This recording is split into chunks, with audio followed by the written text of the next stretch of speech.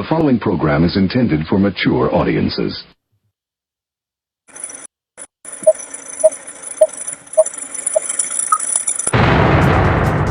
Rudy's Revelation. How dare we speak Merry Christmas? You can't handle the truth.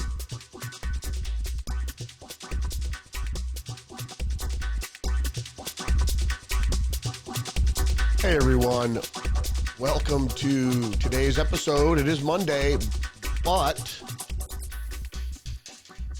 we won't be having the Sunday review of the mainstream media today. Maybe tomorrow. There's some things I need to talk about, including Joe Manchin's appearance on Face the Nation. He said a few not surprising things, but certainly things that should be mentioned. So I might get to that tomorrow.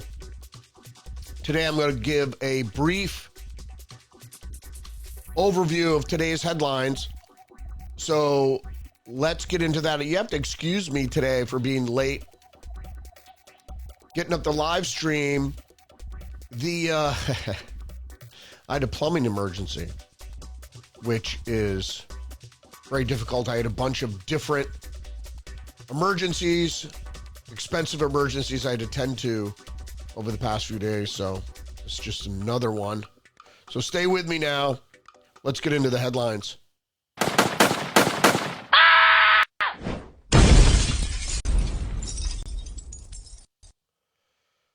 All right, we're going to start out with Fox News here. If you didn't hear, DNC powerhouse fundraiser announces exit from Democrat Party following attacks. It's like leaving a cult. Indeed, it is.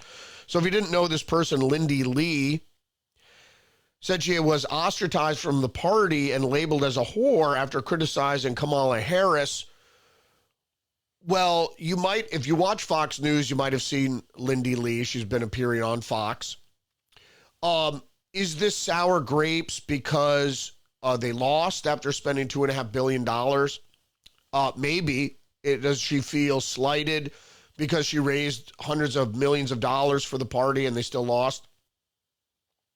Who knows? But when she says words like it's leaving a cult, it is a cult. It is a blue Kool-Aid drinking cult. And if you do not follow the party line, you will be ostracized. And that's without a doubt. So let's get into the story. Lee, a Democrat strategist, served as both a surrogate for Harris and a member of the DNC's National Fundraising Committee, where she raised tens of millions of dollars on behalf of the Democrat candidates. She also frequently appeared on the air to stump for Harris's 2024 presidential campaign. And since then, she's been on Fox, and she's been the only outspoken critic, or one of the only outspoken critic, the most vocal certainly, criticizing Harris for losing after spending $2.5 billion. And after hearing from her donors, the person Lee went to extract money from, after hearing from these donors saying, what the fuck happened, she's making it about face. Is she cozying up to the Republicans? Maybe, but she did leave the Democratic Party. How many Democrats have left the Democratic Party over the past few years? It's been quite a few high profile, and if you haven't really been following, quite a few lower echelon politicians that have been switching parties. All right, next up is Newsweek. IRS sending special stimulus checks to 1 million Americans. The Internal Revenue Service will send out a total of $2.5 billion in special payments to 1 million people who did not claim federal stimulus checks on their tax returns for 2021. That doesn't mean they didn't receive the check. The agency announced Friday the IRS will issue automatic payments later this month to anyone who did not claim the 2021 Recovery Rebate Credit. The agency said a refundable credit for individuals who did not receive one or more stimulus payments, officially known as Economic Impact Payments, EIP. Now, these economic impact payments were sent out during COVID mostly. What the Biden administration is doing here is trying to send out checks, $2.5 billion worth of checks. That was part of I'm sure, but it was part of the Inflation Reduction Act and or other COVID stimulus bills that were passed in the billions of dollars. Those are the bills that actually raised inflation rates. Because the reason being is a lot of that money wasn't spent. And if you deficit spend, and that deficit spending does not produce economic productivity or growth to offset the borrowing, you're going to get inflation. So the Republicans are talking about clawing back some of the money that wasn't spent on COVID and or the economic stimulus. The Inflation Reduction Act, which it wasn't. The Inflation Reduction Act, just to digress a little bit, was actually the Green New Deal bill that they just changed the name and included more direct payments to individuals. The problem with this also is these are people that just did not declare the check. So they might be getting paid twice, or they didn't cash the check because they didn't need it. So they didn't want it. They didn't want to have that tax burden. A lot of wealthy people, because you didn't have to qualify, it went to everybody. A lot of wealthy people that received the check didn't want it for a variety of different reasons. So they're getting sent it again so the Biden administration could spend the money that the Republicans were hoping to claw back. And a clawback, especially if it's borrowed money, it probably would go into the general fund. But if a clawback, if it was paid back, if the debt was paid back, that possibly, I don't think they're going to do this, but if they did, and I would suggest they do, that could actually lower prices, because it's not very often that they return money back to the treasurer, back to the borrower, if it's not in direct interest. In any case, I digressed a little bit too much there. Mediaite is reporting, this is a headline all over today, Biden commutes sentences of all federal death row inmates except for these three. We're not going to go into these three because they're all murderers. New York Post, Biden commutes death sentences of child killers and mass murderers 2 days before Christmas. Like I said, all right, like I said, I have a little bit of a Buddhist philosophy, so I don't believe in killing, not in abortion, and not in the death penalty. However, the death penalty exists on the books, so commuting people that were sentenced to death, I think, is undermining the justice system. If you want to get rid of the death penalty, I might be able to support that. I'm not a family member or victim of a murder, so those people, obviously, if I were a family member of a murder victim, I might feel quite differently. But the point is, death penalty, federal death penalty is still legal. To undermine the judicial system like this, I think, is unwarranted. Now, these people are still going to serve their prison terms, life in prison, but they're not going to be executed. And you're not really saving the taxpayer money, because if someone's sentenced to death and they die, there's money involved in putting them to death, but all the money spent on maintaining that prisoner until he dies in prison would be saved, which I'm for that, I guess, as a conservative. All right, just the news. The Energy Department watchdog warns rushed loan approvals under Biden creates risk of fraud and abuse. So not that Joe Biden is spending even more money, but now he's also extending loans. That create risk for fraud and abuse. The Loan Programs Office is administering the loans, according to the agency's inspector general, without ensuring regulatory and contractually compliant and effective system to manage organizational conflicts of interest. In other words, the Biden administration is loaning billions of dollars to his cronies. Let's go to the story. As the Biden administration rushes to improve loans, the Department of Energy's Inspector General is warning the effort poses significant risk of fraud, waste, and abuse. The Department of Energy loan offices, according to the Inspector General's report, administers $385 billion in funding for loans as a result of unprecedented volume of loan authority provided by Biden's signature Inflation Reduction and Infrastructure and Investment Jobs Acts. This is the spending that created inflation. $385 billion. I believe they're not really specific here, which is a problem with the journalism in this piece. I believe that's over his administration, his term. So 3.5 years, 4 years, whatever. But $385 billion. The LPO is administering the loans, according to the Inspector General, without ensuring, as I said before, effective system to manage conflict of interest. So the funding authority, which involves innovations in green energy associations, and that's what I said, it's the Inflation Reduction Act was actually the Green New Deal. Moving on to other stories, though, I just want to move a little more quickly because it's already past 11 a.m. Eastern Standard Time. Washington Times is reporting scores of Tren de Aragua members arrested in Colorado, New York City during federal crackdown. Well, great, but you're cleaning up your own mess. So the Biden administration, the federal authority of the Biden administration, opened the borders. We want to immediately surge the border. So they opened the borders. They had the borders open effectively for 3.5 years. And then to save his legacy or to try to make the Democrats look or liberals look a little bit better in the waning days of the administration, knowing that a lot of the electorate have the attention span of a goldfish.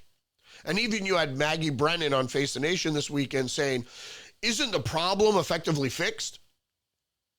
Because she said, oh, crossings over the border are, it's like, come on. First of all, it's wintertime. You don't have migrant waves crossing before winter because even though it's in the desert gets extremely cold in the wintertime. And so crossings go down from basically mid-December to mid-February. And then when it starts warming up, even in early February. I lived in the Southwest for some time, so I'm aware that February is like the nicest month in the desert. But so things are down. Also, that keeps numbers down. Also, the Biden administration is continually flying in the illegal immigrants through that program. And so they're trying to make it look like it's fixed, but it's not really fixed. So the FBI is going in. And because Tren de Aragua has become the poster boy, the poster children of illegal immigration, because it is the figure, what people notice most is criminal activity. The most publicized criminal activity is gang activity, and Tren de Aragua, specifically because it was a Venezuelan prison gang. We have a majority of migrants coming from Venezuela. And because the Venezuelan dictator, Nicolas Maduro, opened up the prisons and said, go to America. But still, mind you, the Biden administration is responsible for this whole mess because you do not want illegal immigration. You don't want one illegal immigrant. It's not like, oh, it's just 1,000 per day or 400 per day. You don't want any. Hopefully Tom Homan will make that happen.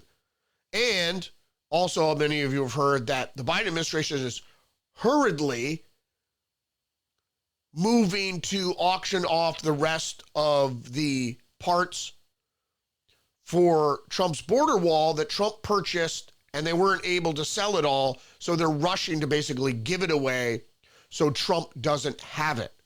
So they're spending the money so the Republicans can't claw back the money, and they're selling the wall so Trump has to spend more to build the wall. Completely irresponsible. And as a capper, much of you know, Just the News is reporting inflation under Joe Biden's administration boosted prices more than 20% on average.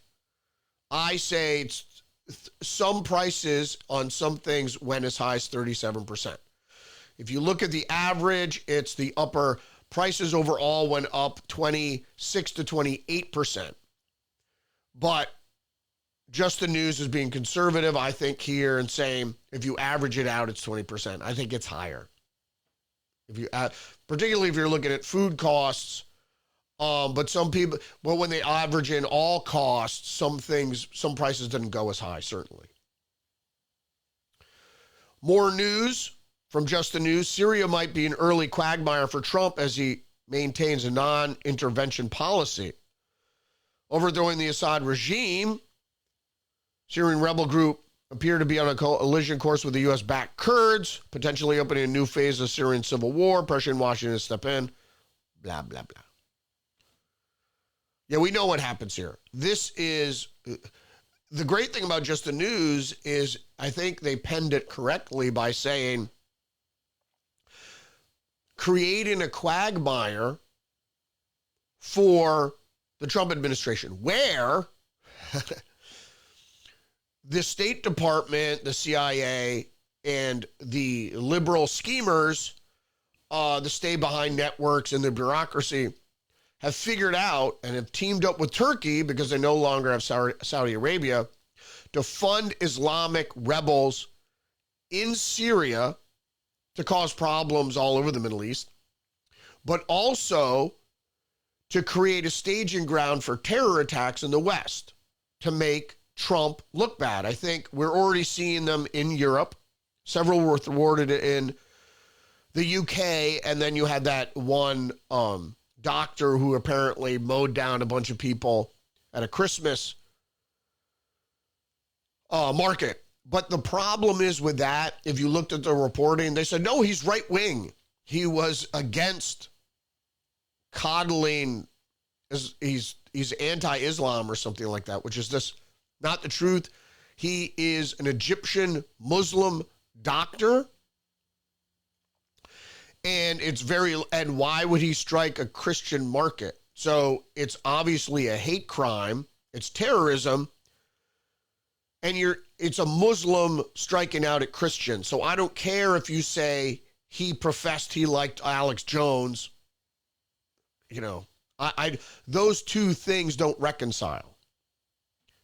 Alex Jones would not want you to mow down people at a Christmas market.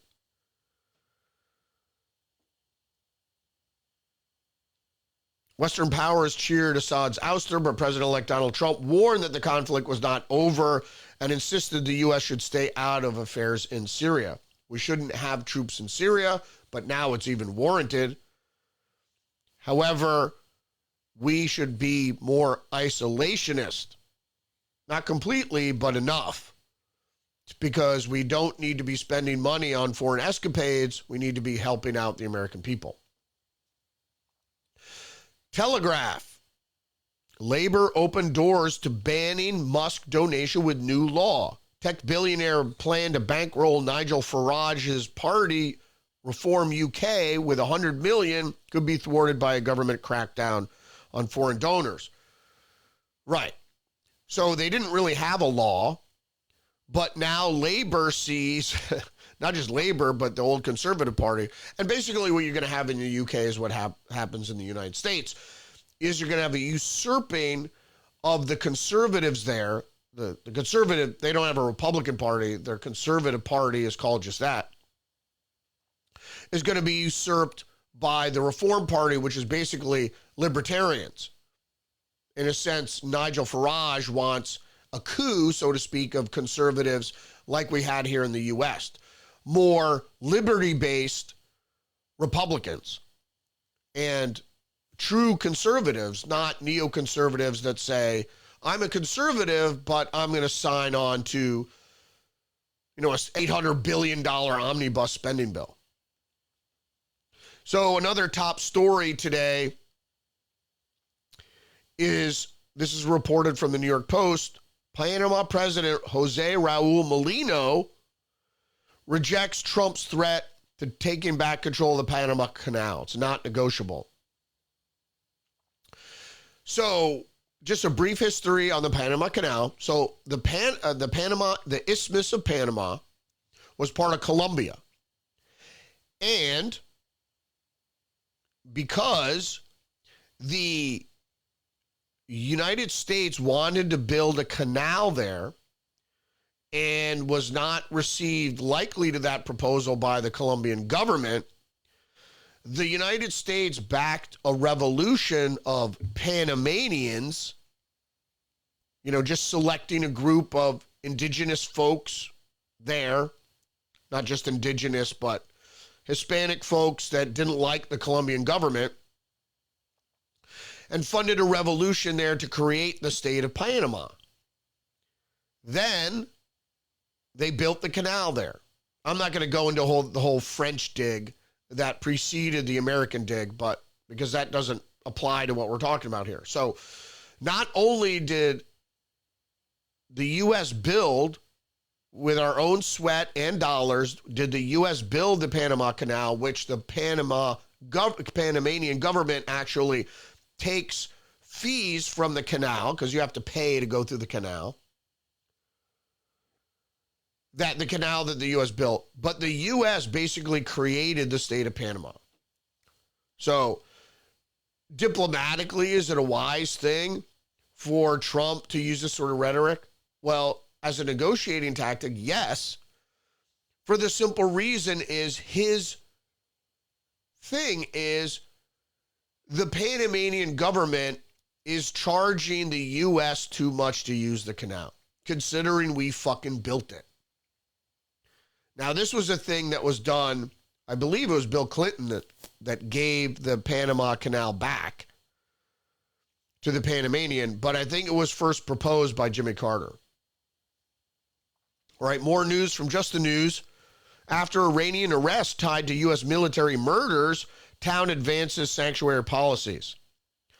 After an Iranian national was arrested on Monday in Boston suburb for his alleged ties to a terrorist attack that killed 3 U.S. service members, the town's leaders unanimously voted to pass a sanctuary city ordinance. Now, how out of touch can you be? So this is the city of Natick, Massachusetts, where a resident of Natick, Mahdi Mohammed Sadeghi, was implicated and arrested in the bombing or the attack of, I believe, a United States military base in the Middle East. Yep. Killed soldiers stationed in Jordan with a drone attack. The Massachusetts, Elizabeth Warren and people from Massachusetts are so, in my state as well, but they're not the same type of liberal that they have in Massachusetts.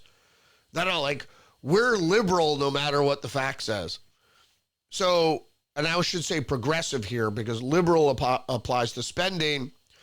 This is progressive in saying we want to harbor criminals, is what they're saying. And we want to protect them from the federal authorities. So you're talking about illegal immigration, not just illegal immigrants, but illegal immigrant criminals, and in this case, terrorists. The Federalist is reporting voter confidence is up because election integrity was back in 2024. I'm just going to show a chart here. Voter assessments of 2024 election administration across the country are much more positive than in 2020. Of course, percentage of voters who say the election this November were run and administered. And I'm just going to explain it for those to say in their community it was above average, but overall in the United States it was less so. And this is the disparity. The disparity is if you were in a red state, your elections were relatively fixed. If you're in a blue or purple state, the elections were not fixed. So the Republicans from red states, when they're commenting about nationwide, said there's still problems. But when they talked about their own community, they said that it had improved and it was better. And the people in blue states never thought there was a problem with the elections. And so, of course, they said they liked how the election in their states were administered, in their community, really, because it's a municipal thing and then it's controlled by the states. So that's that. But we still have problems. Just the News is reporting election lawsuits continue as candidates in some state allege election irregularities and fraud. Then it goes about, I'll just talk about, it was New Mexico, North Carolina, and Tennessee are ongoing election lawsuits because candidates allege election irregularities and fraud. Where New Mexico House candidate, North Carolina Supreme Court candidate, looking to throw out 60,000 ballots, and a Tennessee school board candidates and commission candidate are requesting a redo in the election. In New Mexico, they say District 44, the sum of the precinct line items does not equal the precinct line items of total votes cast. There is a discrepancy between the total voters casting their votes and the total number of votes cast, which we see all the time with these fucking mail-in ballots.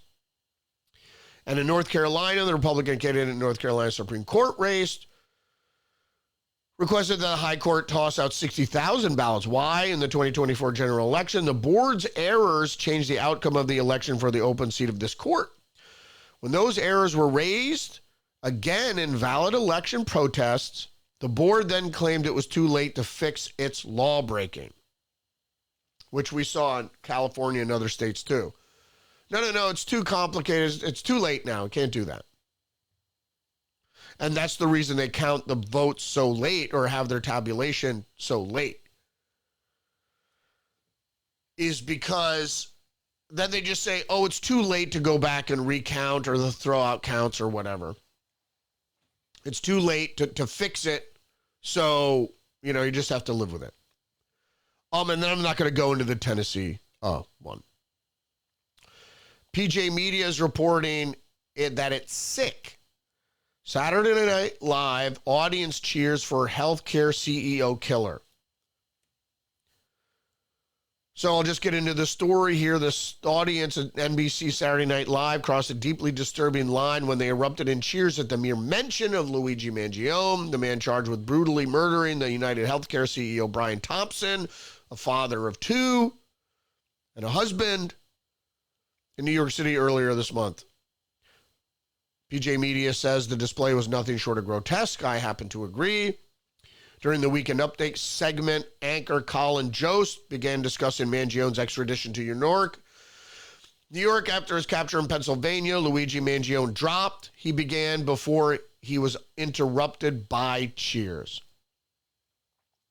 Now, I don't know if any of you listen to Styx Hexenhammer or Tarl up in Vermont there. He has a very popular YouTube channel, and so he's a content creator. And the only reason I mentioned him is that I watch his segments, and he happened to comment on this, and he goes, there's no problem with people supporting the killing that Luigi Mangione is accused of doing, and really an assassination of corporate CEOs. And the support there, he goes, because it's unlikely that people will copycat and whatever. I happen to disagree. I believe they've already has been some copycat incidents. I believe when you support immoral behavior, and particularly law-breaking immoral behavior, there is a breakdown in society that becomes virulent. So once, and the problem is with your peers. I'm digressing a little bit too much in this, but when you're in let's say a liberal or progressive leftist group, whatever, and they go, yeah, he did a good thing, kill the rich or eat the rich or whatever, you're inspiring people that might not have the mental, psychological wherewithal to stop them from committing another heinous act. So, and the problem is approval of any heinous act will spur on other heinous activity, regardless if it's political or not. That's the thing with broken windows. You know, if you let small crimes go, then not only will you have more small crimes, but also you're going to have other larger crimes. And what we don't want to do, because it was political violence, it is political violence. Anti-capitalist violence is political violence. You don't want to encourage political violence, whether you're on the left or the right, because it undermines your political election integrity. The way you conduct politics in your country is undermined by violence. All right, that's enough. Speaking of politics, this is AM 880. Missing GOP Congresswoman not seen for 6 months, finally found living at dementia care home. Also, the New York Post reported on this story inside the scandal over Texas Representative Kay Granger's mysterious disappearance from D.C. and what really happened to her. So she had a rapid decline and was not seen for 6 months, and now she's found in this mental health facility. Well, she should be replaced. The problem is this is way different than the Democrats, not only referring to Joe Biden as a presidency, which I could go on for an hour about how they should have 25th Amendment him, how he shouldn't even have been elected because he already had cognitive frailty when he was elected, and they successfully hid that because of COVID. Then they faked the election, et cetera, et cetera. And the same thing with Dianne Feinstein, is that she was mentally, psychologically, and physically incapable of doing her job in the Senate for years, not just 6 months. So, and apparently Kay Granger also has not been casting votes for some time. These people, there needs to be, if there is evidence, and I don't think it should be everybody, because I think they'll be used as a political tool, is that if there's some evidence of a cognitive issue, that people need to be tested. There should be a board of cognitive ability, a political board. So, and if people didn't know, the pharmaceutical prescriptions for federal politicians is public, but they don't know who it goes to. So you could look and you could see that people are taking anti-Alzheimer's drugs and what have you that aid in the loss of cognitive ability.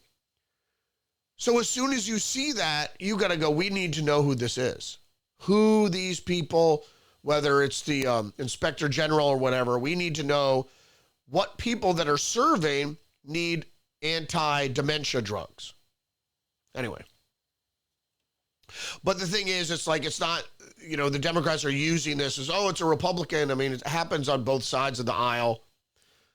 But more so with the Democrats.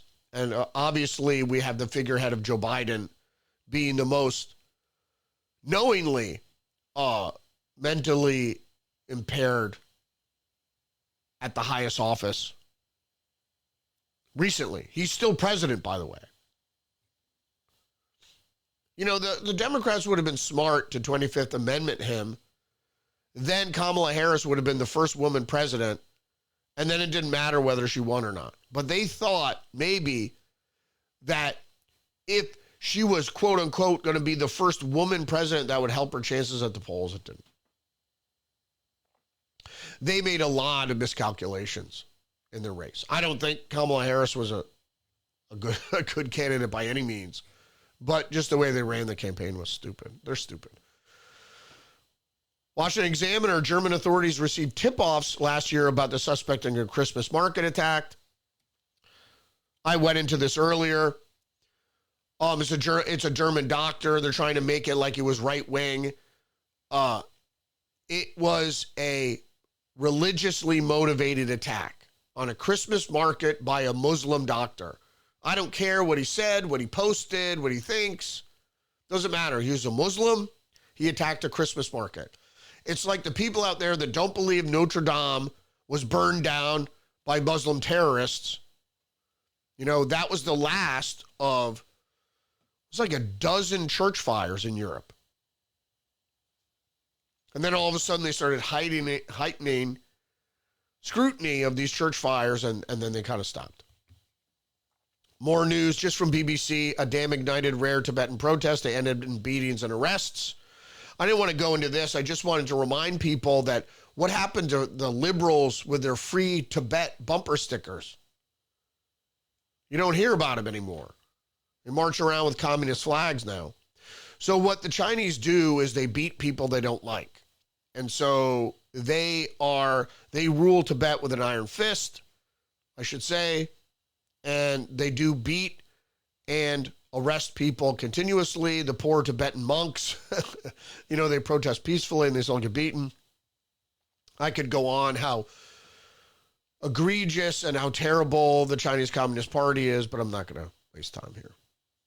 And of course, Matt Gaetz, you might have seen this. This is a headline this morning. The release of Matt Gaetz' congressional probe into his illicit behavior. Matt Gaetz used illicit drugs while paying for sex with multiple women, including a 17-year-old ethics probe.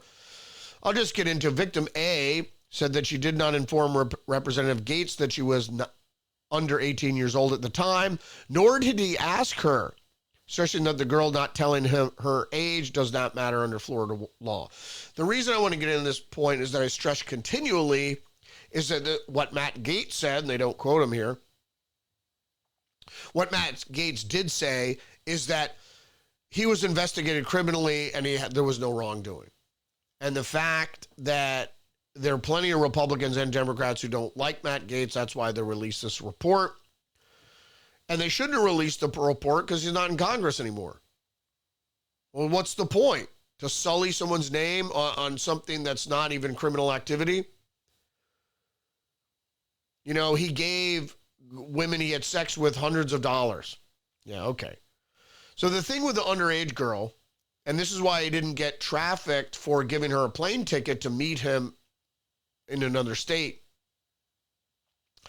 is she did not inform Matt Gaetz that she was under 18 years old. No, she said she was above 18. She said she was 19 years old. So did she inform him that she was underage? No, she lied and said she was 19. So if someone tells you they're 19 years old, you're not going to card them. There's no reason to believe that they are under the age. Matt Gaetz didn't know that she was a junior in high school. And she was prostituting herself. I don't know. You know, there's no criminal behavior there. So he wasn't prosecuted. So I'm going to give him a pass. And he's not in Congress anymore, so I don't care. I liked him. I like firebrands. I like people that hold the fucking bureaucrats' feet to the fire, because that's what needs to be done. Speaking of holding people's feet to the fire, New York Times article, "We can bury anyone inside a Hollywood smear machine. Private messages detail alleged campaign to tarnish Blake Lively after she accused Justin Baldoni of misconduct on the set of It Ends With Us." Powerful people will ruin you. And if you do not have the money to defend yourself like Donald Trump, or the thick skin to absorb the slings and arrows, it's going to be a hard win for you. And that's the problem is, at least the New York Times is on, the Me Too. She's on, the New York Times is on the side of this woman. Well, great. But it happens to men too, and it happens to children. And it happens to really anyone, especially if you are up and coming and you make your bones through, let's say, mystery schools like the Masons or whatever, the Freemasonry. People that make you will take that shit away if you turn against them. And is that justified? I'll let you decide.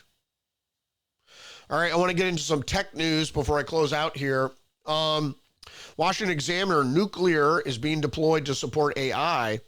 It could be the other way around. I don't think I used the text in this article. Basically what it says is, so this should be reassuring to people, they're using AI to run nuclear power plants. And the reason the Washington Examiner says it could be the other way around, because AI needs so much electricity that really, looking forward, the only way to power AI would be with the building of new nuclear power plants. And AI could run those nuclear power plants, so you'd basically have it self-serving. So maybe AI need for more power would run nuclear power plants too high, too hot, could cause a problem. Who knows? But that is a tech story there that we have to be, in California, they're using AI to run nuclear power plants. That's scary enough. Another scary tech story. Washington Post, robot taxi riders in San Francisco targeted with new form of harassment. So this woman and her friend, I guess, were being harassed as they were riding in an auto taxi. And if there was a human driver, they said, they would have been able to change their route instead and allow the harassers to follow them to their home. They say reroute the car to avoid leading the pursuers to her home. But she was scared and didn't know how to change the robot's path. She called 911, but the dispatcher said they couldn't send a police car to a moving vehicle. So that's the reality. Is like when you're in a robo car, a self-driving car, as Miriam Carey's case, you should look it up. Proved if your car can be remote controlled, so you just lock the doors and it can speed around with you in it and you have no control over the car. And or this similarly in a robot taxi, it locks the doors and you can't stop it. And so if creepers are following you home, you can't change, and this article points out, you can't change the route or to let you off somewhere else. And so any creepers can just follow you home. But like I said, if once robots and AI take control, you're not going to have a say. There's no break or kill switch. There probably should be. You know what I mean? Is like you should be able to hit a button in a robot taxi and the thing stops and the doors open for whatever reason. Or at least the doors unlock. There should be a auto pullover in the car. You don't have to like scroll around on your phone. You hit the car. All right, so for me today, sorry about this truncated episode. Like I said, I will try to get into a little bit of the Sunday review of the mainstream media tomorrow, particularly that interview with Joe Manchin, which was very telling. So I'll probably have that. I might delve into a few Sunday New York Times stories. It depends, how relevant they are. Today's news isn't really relevant tomorrow, so I try to give you as much news that affects, your worldview each day, and try not to, unless a follow-up is warranted, try not to rehash old news, as it were. Thanks for joining me today, though. Don't forget to engage the channel, like, subscribe, leave a comment, share the podcast, and remember, you're under attack psychologically and biologically. We need to retain individual human sovereignty as well as state sovereignty. Join me every day, Monday through Friday, 10 a.m. on Rumble for the live stream. Check out my other website, libpop.org. Learn about libertarian populism. Check me out on social media, X, Facebook, Getter Minds, Truth Social, Substack. And I will probably have an episode on Christmas. Definitely tomorrow on Christmas Eve. Maybe on Christmas. So I think we don't really do Christmas, my wife and I. We exchange gifts and stuff, but we don't fall into the commercial trappings of Christmas to such a degree where we get a tree and all that stuff.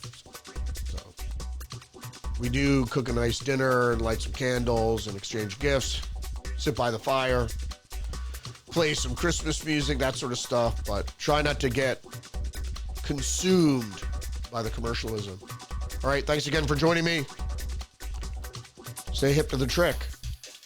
I'll see you tomorrow. Respect.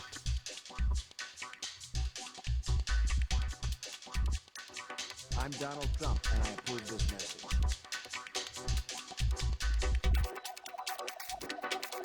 This is conspiracy. That's what this is.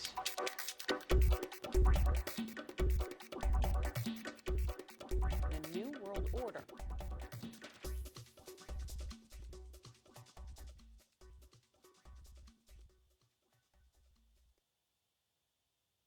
The New World Order